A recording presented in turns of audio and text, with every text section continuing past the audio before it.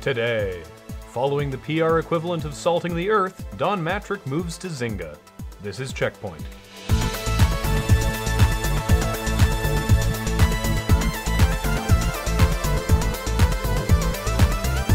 Welcome to CheckPoint, where we're wishing you a happy and belated 4th of July. Not that we got a card or anything from you for July 1st. But regardless, we hope you had a safe and intoxicated Screaming Freedom Eagle Day. Wouldn't an HD remake of Final Fantasy VII be awesome? Yeah! Well, that isn't happening, but Squeenix is doing something almost as good and releasing Cloud's soldier outfit and Buster Sword as a pre-order costume for Lightning Returns Final Fantasy XIII. How is that almost as good? I didn't play Final Fantasy VII because Cloud was a snappy dresser. Once again, they are teasing us and exploiting our nostalgia. Shame on you, Square Enix. But this bonus does come with the Final Fantasy VII victory music. Where do I put my credit card?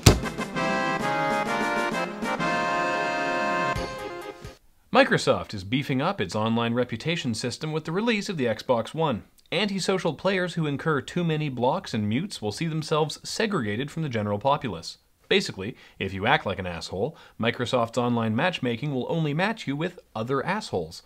This system is a win-win. Applying consequences to shitty behavior will probably encourage people to clean up their act, and it'll act as a nice moron detection system for the rest of us. If you find yourself playing Xbox One with a bunch of homophobic, mouth-breathing 13-year-olds, chances are you are one. Dwarf Fortress, the insanely complicated yet simple-looking ASCII art sim game with a cult following, has been in development for 11 years. So it's almost done then? Nope! The two-person development team, brothers Zach and Tarn Adams, aren't stopping yet. In fact, they have a list of updates and features planned for a version 1.0 release, although it has an estimated release date of 2033. A risky move that will see it hit store shelves the same week as Half-Life 3. If you like video games and graphs, you'll love this graph that popped up on Ars Technica last week, showing a comparison between various console hardware prices, both at launch and adjusted for inflation. As you can see, not only were the Neo Geo and the 3DO colossally bad investments, but the Xbox One is already more expensive than the 360, adjusted for inflation or otherwise.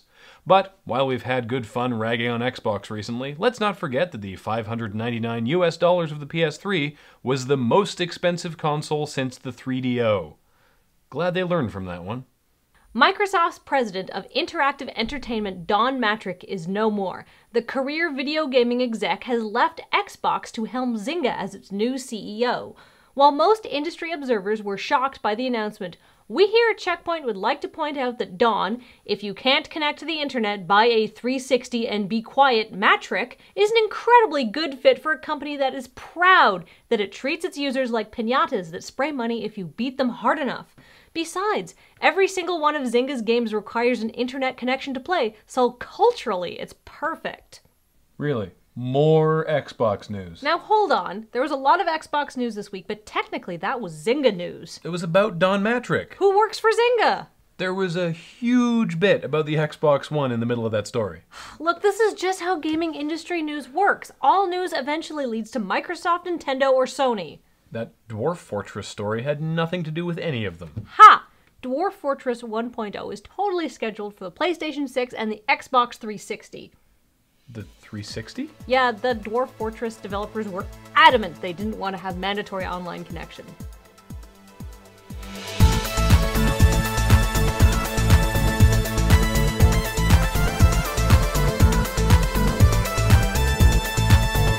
Coming up, State of Decay is probably headed to Australia.